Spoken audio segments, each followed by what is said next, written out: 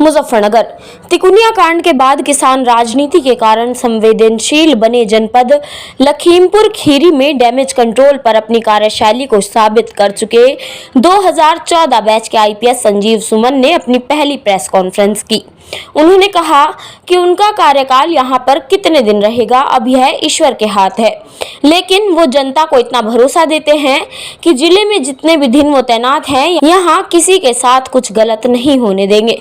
उन्होंने समाज हित में मीडिया से भी सहयोग मांगा। जनपद में तैनात रहे आईपीएस विनीत जायसवाल के अचानक तबादले के बाद शासन ने लखीमपुर खीरी में एक बेहतरीन और अविस्मरणीय पारी खेलने वाले 2014 बैच के आईपीएस संजीव सुमन को यहां तैनात किया। एसएसपी ने बताया कि वो बिहार के खगड़ियों से ताल्लुक रखते हैं, लेकिन उनकी परवरिश और शिक्षा झारखंड के जनपद बोकारो में हुई है। उन्होंने आईटीआई रुड़की से कंप्यूटर साइंस में बीटेक किया और उसके बाद बेंगलोर में एक बहुराष्ट्रीय कंपनी में कंप्यूटर इंजीनियर के रूप में सर्विस की। इसके साथ ही वो सिविल सर्विसेज के एग्जाम की तैयारी भी करते रहे। पहली पोस्टिंग जनपद बुलंदशहर में हुई थी। इसके बाद वो एएसपी के पद पर जनपद आजमगढ़ और फिर एसपी सिटी कानपुर के पद पर तैनात रहे। उनको लखनऊ में भी काम करने का मौका मिला है। इसके साथ ही वो हापुड़, बागपत और लखीमपुर खीरी में पुलिस कप्तान रहे। इस पद के लिए मुजफ्फरनगर चौथा जिला है। उन्होंने कहा कि मैं प्रोफेशनल नहीं बल्कि आत्मीय संबंध बनाने का पक्षधर हूं। मीडिया यदि प्रोफेशनल व्यवहार करेगी तो रिश्ते भी उसी बुनियाद पर टिके होंगे। उन्होंने समाज हित में मीडिया से भी काम करने और सहयोग देने की अपेक्षा जाहिर करते हुए विश्वास दिलाया कि कोई कितना भी रसूखदार क्यों ना हो, यदि गलत करेगा तो मेरे कार्यकाल में उसको खामियाजा भुगतना होगा। हम मिलकर पुलिस कार्यालयों से लेकर थानों और चौकियों तक पब्लिक पुलिसिंग को मजबूती देने का काम करेंगे। Bureau report, Surya news.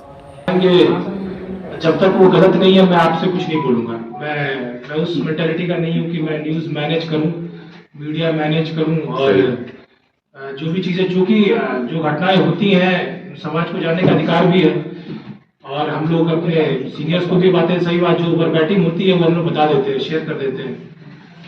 तो उस फ्रंट पे कभी आपको मुझसे समस्या नहीं होगी, ना ही कभी मैं आप लोगों से एक्सपेक्ट करूंगा कि आप लोग कुछ मेरे लिए कुछ गलत out of the way, out of the line जा करके करें।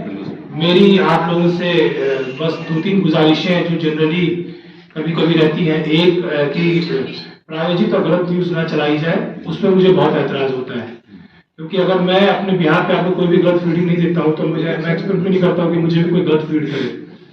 मेरे ख्याल से this is not very much to ask for. ये तो मेरे ख्याल से हम लोग सेम पेज पे रहे। गलत न्यूज़, किसी तरह की प्रायोजित न्यूज़ पे मैं आपसे बात जरूर करूंगा। उस विषय को मैं जरूर आपसे एक बार डिस्कस करूंगा कि ये विषय गलत है, आपको संज्ञानित करूंगा। आपने अगर सोच ही लिया नहीं भाई, कुछ लोग तो जेन्युइनली नहीं जानते हैं। बहुत बार ऐसा होता है रिपोर्टर के पास बहुत ज्यादा जेन्युइन नॉलेज नहीं होती है, वो चीज हो सकता है हमारे विभाग से संबंधित है तो हमारे विभाग तक ही सीमित है। तो कई लोग गुड फेक न्यूज को ठीक कर लेते हैं।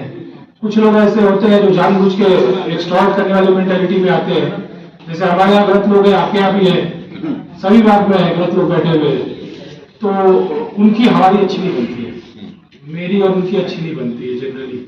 तो अच्छी बनती मैं झड़ने वाला नहीं हूँ किसी से, मीडिया से। I won't fight. मुझे लगता है मेरा ये काम नहीं है। अगर मैं आपसे लड़ाई करूंगा तो फिर मैं जिससे लड़ने के लिए आया हूँ उससे नहीं लड़ पाऊंगा। तो इसलिए हो कि हमारे बीच में अच्छे संबंध नहीं रहे। अगर मुझे लगा कि भाई आप प्रायोजित ही हैं और आपके